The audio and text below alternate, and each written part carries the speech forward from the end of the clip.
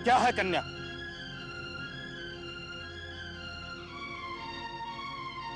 देव, ये मेरे पितृ पितामहों की भूमि है। इसे बेचना अपराध है, इसलिए मूल्य स्वीकार करना मेरी मर्यादा के विपरीत है। अबोध कन्या, क्या बत रही है? राजकीय अनुग्रह का तिरस्कार तेरी भूमि से चौदना मूल्य है। फिर भी कौशल का यह सुनिश्चित राज्य नियम है, तो आज से राज्य रक्षण पाने की अधिकारिणी हुई। राजकीय रक्षण की अधिकारिणी तो सारी प्रजा है मंत्रीवर। महाराज को भूमि समर्पण करने में न कोई विरोध था और न है, किंतु मूल्य स्वीकार करना असंभव है। महाराज, वाराणसी युद्ध के अन्यतम वीर सिंहमित्र की एकमात्र कन्या है ये। क्या सिंहमित्र की कन्या? जी महाराज। जिसने मगध के सामने कौशल की लाज रखी, उस वीर की कन्या है ये। इसका नाम मधुलिका है महाराज। मंत्रीवर, इस उत्सव के परंपरागत नियम क्या हैं? देव, नियम तो बहुत साधारण है। किसी भी अच्छी भूमि को इस उत्सव के लिए चुनकर नियम अनुसार पुरस्कार स्वरूप उसको मूल्य दे दिया जाता है। अच्छा? हाँ देव, भू संपत्ति का चौगुना मूल्य मिलता है। उस खेती को वही व्यक्ति वर्ष भर देखता है, वो राजा का खेत कहा जाता है। इसने आपके सम्मान में धृष्टता की है, इसे अब समुचित दंड दिया जाएगा। मंत्रीवर, इसका निर्णय दंड के योग्य नहीं है। प्रजा को अपने स्वाभिमान की रक्षा करने का अधिकार है। हमें किसी को भी बलात् बाध्य नहीं करना चाहिए। जी महाराज। इस कन्या से कहो अपनी भूमि के बदले में जब चाहे अपनी इच्छानुसार धन संपत्ति राज्य से प्राप्त कर सकती है। जो आज्ञा देव।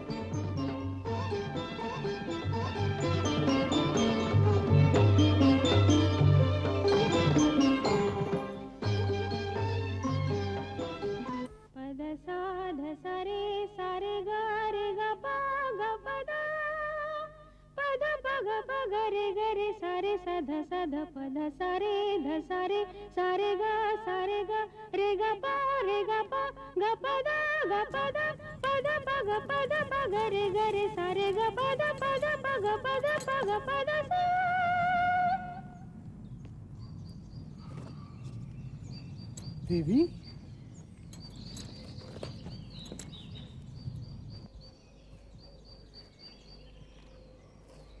हे देवी, तुम ही ना कल के उत्सव की संचालिका रही थी? उत्सव? हाँ, उत्सव ही तो था। परंतु सम्मान का? क्यों? कल का स्वप्न आपको अभी तक सता रहा है? क्या मुझे इस अवस्था में भी आप संतुष्ट न रहने देंगे? ये बात नहीं है देवी, हमारा मन तुम्हारी इस छवि का भक्त बन गया। मेरे अभिनय का, मेरी विडंबना का? मनुष्य कितना निर्दय है, अपरिचित। क्षमा करो, जाओ अपने मार्ग। सरलता की देवी, मगध का ये राजकुमार तुम्हारे अनुग्रह का प्रार्थी है। मेरे मन की भावना अब कुंठन में रहना नहीं जानती, उसे तो अपनी। राजकुमार, मैं कृषक बालिका हूँ, आप नंदन बिहारी और मैं पृथ्वी पर परिश्रम करके जीने वाली। मेरी स्नेह की भूमि पर से अधिकार छीन लिया गया है। मैं दुख से विकल हूँ। मेरा उपहास मत करो। मैं कौशल नरेश से तुम्हारी भूमि तुम्हें दिलवा दूंगा। नहीं, वो कौशल का नियम है। मैं उसे बदलना नहीं चाहती, चाहे मुझे उससे कितना ही दुख हो। तो फिर तुम्हारा रहस्य क्या है? ये मानव हृदय का रहस्य है राजकुमार, मेरा नहीं। नियमों से यदि मानव हृदय बाध्य होता तो आज मगध के एक राजकुमार का हृदय किसी राजकुमारी की ओर न खिंचकर एक कृषक बालिका का अपमान करने न आता। ये मिथ्या आरोप है देवी। तुम्हारे अपमान की तो हम स्वप्न में भी कल्पना नहीं कर सकते। हम तो केवल तुम्हारी प्रणय दृष्टि के याचक बनकर तुम्हारे समक्ष खड़े हैं। केवल एक बार। अब मुझे और लज्जित न करो भद्र। मैं स्वयं अकिंचन हूँ। मेरे पास किसी को देने के लिए कुछ नहीं है। आप यहाँ से जाइए। तुम्हारी इच्छा के विपरीत हम तुम्हें बाध्य नहीं करेंगे देवी, परंतु तुम्हारी यह अपरूप छवि अरुण के इस हृदय में सदा सदा के लिए अंकित हो गई है। एक बार फिर यही याचना लेकर हम तुम्हारे द्वार पर आएंगे देवी। स्मरण रखना, हम अवश्य आएंगे। हम अवश्य आएंगे देवी, अवश्य।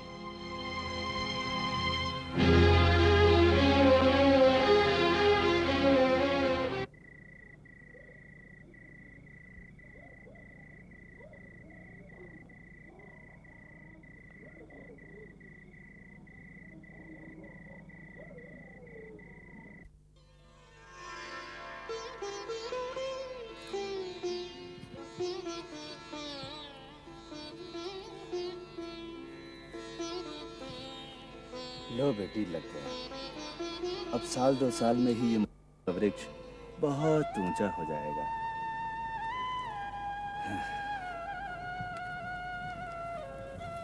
और किसी दिन मैं नहीं रहा तो यही मेरी तरह तुझे अपनी गोद में बिठाकर आश्रय देगा। ये आप क्या कह रहे हैं पिताजी? हाँ बेटी, ये अपने चिकने पत्तों की छांव में तेरी सारी थकान हर लिया करेगा। और हाँ, मेरे जाने के बाद इसका ध्यान रखना। रखेगी ना? हाँ पिताजी, मैं इसका पूरा ध्यान रखूंगी।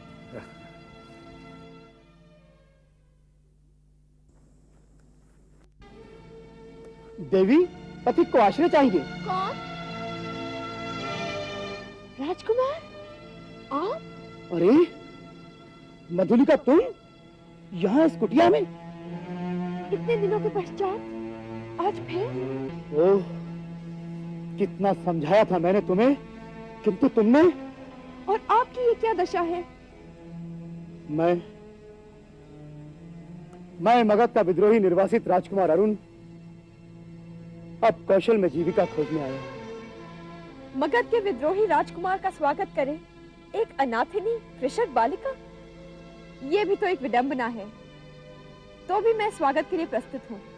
आइए।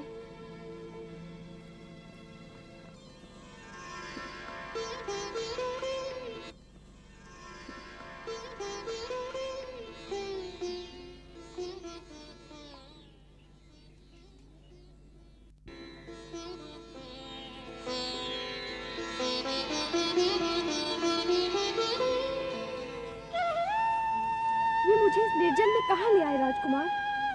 मधुलिके, कहीं मुझसे भय तो नहीं लग रहा? नहीं तो, लेकिन यहाँ और ये लोग कौन हैं? कहीं दस्युओं? नहीं मधुलिके, ये सब मेरे अपने सैनिक हैं।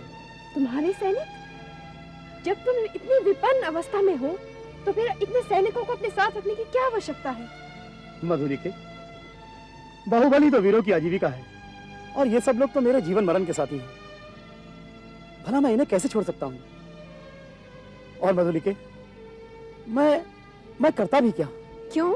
हम लोग परिश्रम करते और खाते, अब तो तुम राजकुमार नहीं रहा तो क्या?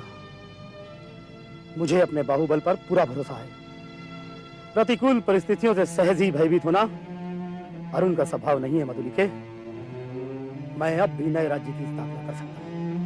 नए राज्य की। नवीन राज्य? ओहो, तुम्हारा उत्साह तो कम नहीं। भला कैसे? कोई ढंग बताओ जो मैं भी तुम्हारी कल्पना का आनंद ले लूं। कल्पना का आनंद नहीं मधुलिके, मैं तुम्हें राजरानी के सम्मान से सिंहासन पर बिठाऊंगा। सच? क्या तुम मुझे राजरानी बनाओगे? सिंहासन पे बिठाओगे? सारे अभावों से मुक्त कर दोगे? क्या तुम सत्य कह रहे हो? बिल्कुल सत्य मधुलिके। क्या क्या तुम्हें मुझ पर विश्वास नहीं होता? होता है, अवश्य होता है। आज तक मैं मन ही मन तुम्हारी ही प्रतीक्षा करती थी राजकुमार। तो उस दिन वो तुम्हारी निष्ठुरता? वो तो मात्र आत्मछल था। कदाचित मैं व्यर्थ ही भ्रम में पड़ा दुख पाता रहा। तुम मुझे सचमुच प्यार करती हो मधुलिके? सिर्फ एक बार अपने मुख से हाँ कह दो।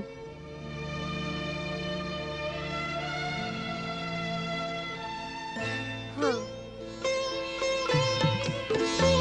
ये क्षण मेरे चरम सौभाग्य का क्षण है मधुलिके। एक निवेदन करूं?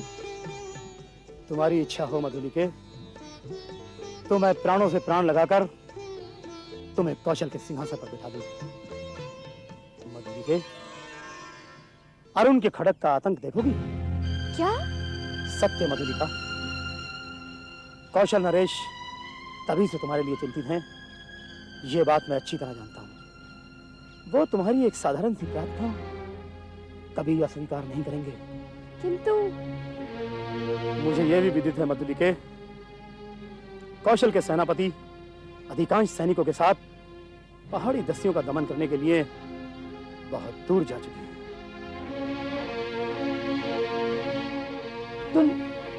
तुम कुछ बोलती क्यों नहीं मधुलिके? सोचो मधुलिके, बस थोड़ी सी कूटनीति और उसके बाद तुम बनोगी राजमहिषी। हाँ मधुलिके, राजमहिषी। क्या मैं राजमहिषी बनूंगी? हाँ मधुलिके, तुम राजमहिषी बनोगी। सोचो मधुलिके, कैसे होंगे वो क्षण? तुम जैसा कहोगे मैं वैसा ही करूंगी। मधुलिके,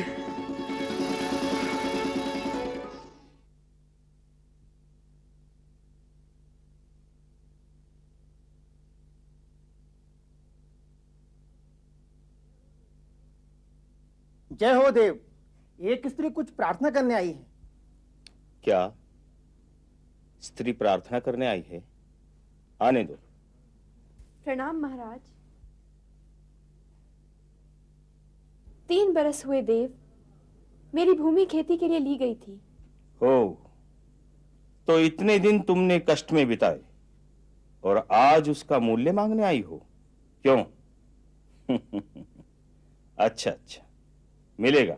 नहीं महाराज, मुझे मूल्य नहीं चाहिए। मूर्ख कन्या, फिर क्या चाहिए तुझे? उतनी ही भूमि, दुर्ग के दक्षिणी नाले के समीप की जंगली भूमि, वहीं मैं अपनी खेती करूंगी। मुझे एक सहायक मिल गया है, वो मनुष्यों से मेरी सहायता करेगा। कृषक बालिके, वो बड़ी उबड़ खाबड़ भूमि है और तिस पर वो दुर्ग के समीप एक सैनिक महत्व रखती है। तो फिर निराश लौट जाऊं? सिंहमित्र की कन्या, मैं क्या करूं? तुम्हारी ये प्रार्थना तो... देव, जैसी आज्ञा हो। नहीं नहीं, जाओ, तुम श्रमजीवियों को उसमें लगाओ। मैं अमात्य को आज्ञा पत्र देने का आदेश करता हूं। जय हो देव। सुखी रहो बालिके।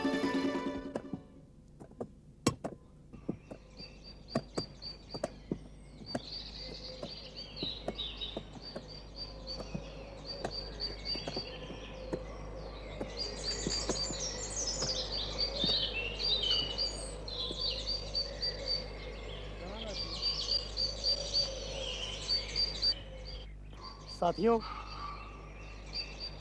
आज का ये दिन हमारे लिए बहुत हर्ष और प्रसन्नता का दिन है, क्योंकि दुर्ग के पीछे की वो भूमि जो हम चाहते थे आज हमें मिल गई।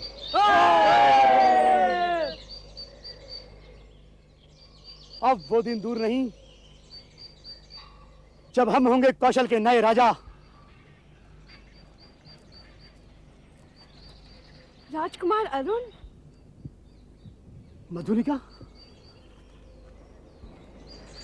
मधुलिका तुम? अब क्या होगा अरुण? 4 पहर और विश्राम करो मधुलिके, फिर इस जीन क्लेवर कौशल राष्ट्र की राजधानी श्रावस्ती में तुम्हारा अभिषेक होगा और मगध से निर्वासित मैं एक स्वतंत्र राष्ट्र का अधिपति बनूंगा। भयानक। तुम्हारा साहस देखकर मैं चकित हो रही हूँ अरुण। इतने थोड़े से सैनिकों से तुम। हाँ मधुलिके, रात के ठीक तीसरे पहर हमारी विजय यात्रा प्रारंभ होगी मधुलिके। तो तुमको इस विजय पर विश्वास है? अवश्य।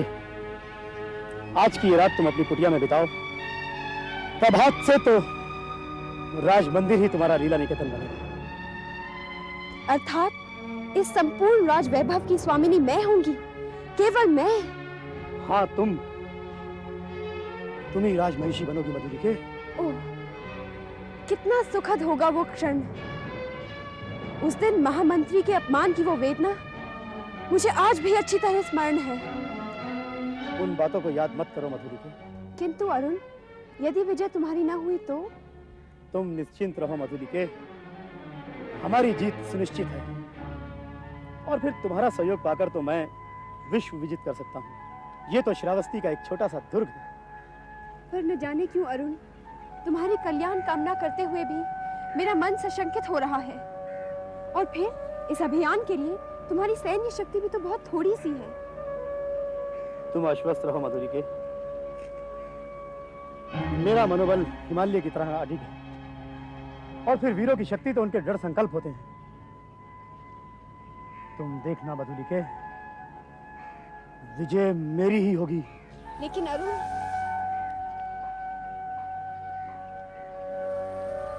अब तुम भी जाओ मधुलिके, समय अधिक हो गया है और तुम्हें बहुत दूर जाना है। फिर मुझे भी तो प्राण प्रण के साथ इस अभियान के प्रारंभिक कार्यों को अर्धरात्रि तक पूरा करना है। पद पग पग रे ग रे सारे सध सध पद सारे ध सारे सारे ग रे ग पा ग पद पद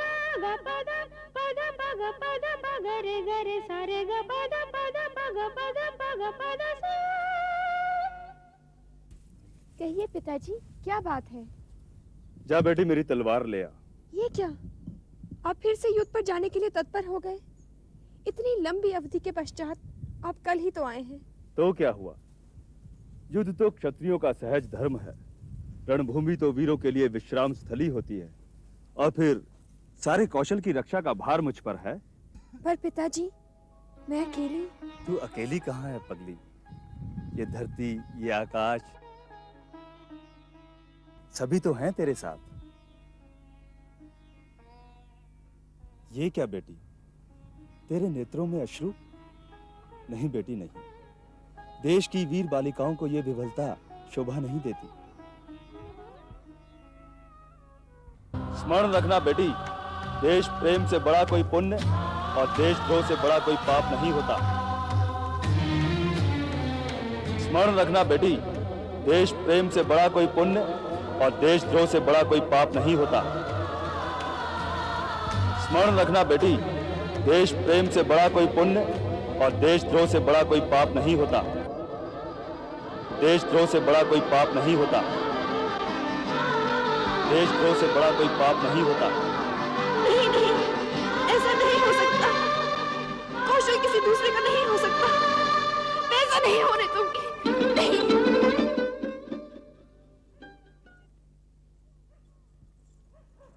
रुको रुको। कौन है?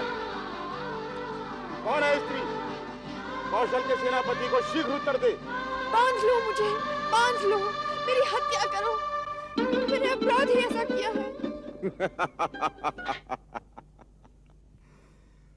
पगली है। पगली?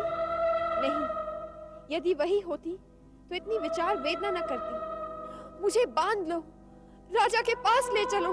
लेकिन बात क्या है? जो कुछ भी कहना है बिना विलंब किए स्पष्ट कहो। श्रावस्ती का दुर्ग एक प्रहर में दस्युओं से हस्तगत हो जाएगा। दक्षिणी नाले के पार उनका आक्रमण होगा। ये तू क्या कह रही है? मैं सत्य कह रही हूँ, शीघ्रता कीजिए। सैनिकों, इस स्त्री को राजमहल ले चलो।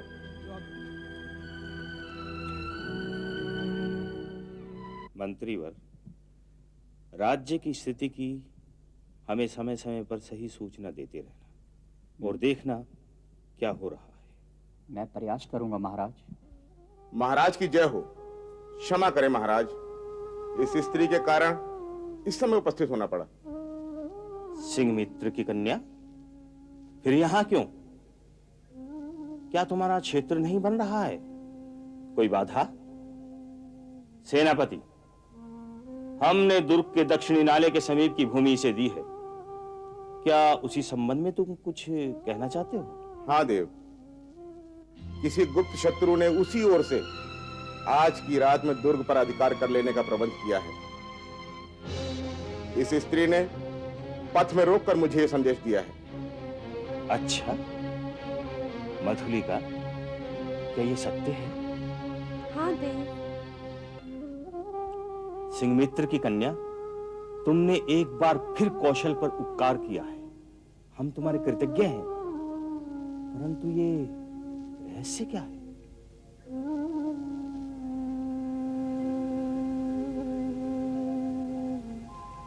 तुमने किसके संकेत पर उस भूमि की याचना की थी?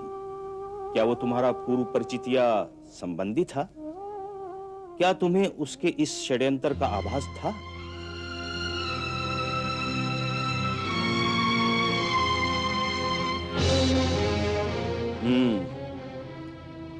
प्रतीत होता है तुम किसी दुष्ट द्वारा छली गई। तुम्हारे साथ विश्वासघात हुआ है। पर जो हो, तुमने ये महत्वपूर्ण सूचना देकर पुरस्कार का काम किया है। तुम यही ठहरो, पहले आतताइयों का प्रबंध कर लो। महाराज। कहो कहो कहो, क्या कहना चाहती हो? संकोच मत करो। नहीं देव, रहने दीजिए। अब जो कुछ भी कहना है मैं कल राजसभा में ही कहूंगी। ठीक है, अब जैसी तुम्हारी इच्छा। प्रणाम देव। प्रणाम देव। वीर को विजय नहीं मिलेगी तो और क्या मिलेगा? अग्निसेन, दुर्ग में कितने सैनिक हैं इस समय? क्या बात है सेनापति जी, आप बहुत चिंतित दिख रहे हैं। हम पूछ रहे हैं दुर्ग में कितने सैनिक हैं इस समय? यही कोई 200 होंगे। 200।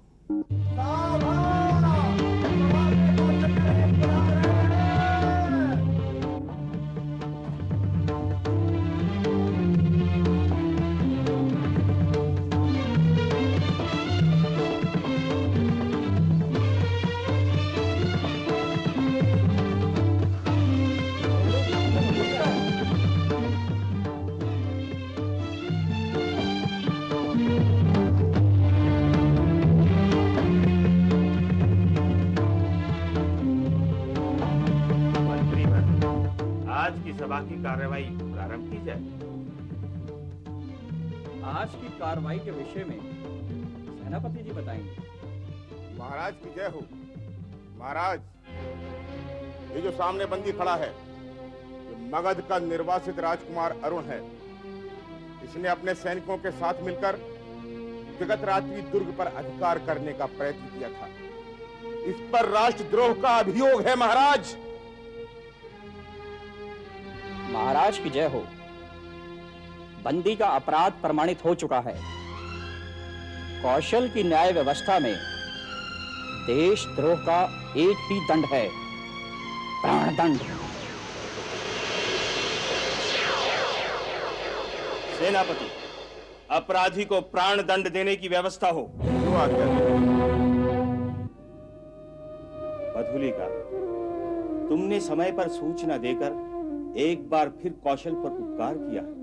मांगो, जो पुरस्कार मांगना चाहो मांगो।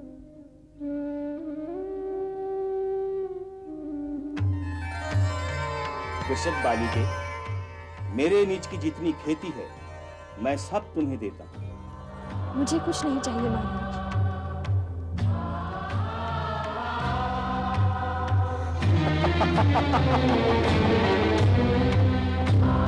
अरे अबोध, तू अपना पुरस्कार मांग क्यों नहीं लेती? महाराज तुझे प्रत्येक सुख सुविधा देने को तत्पर है। मांग, जो मांगना हो मांग। सेनापति ठीक कहते हैं, तुम जो चाहे मांग लो मधुलिका। मुझे भी प्राण दंड ही दिया जाए महाराज। तुम्हें पुरस्कार में प्राण दंड चाहिए? क्योंकि जो अपराध अरुण ने किया है उसमें सहयोगी मैं भी हूँ। इसलिए मेरा भी इनके साथ बंद कर दिया जाए, बंद कर दिया जाए, बंद कर दिया जाए, क्योंकि इस अपराध में मैं भी बराबर की सहयोगी रही हूँ।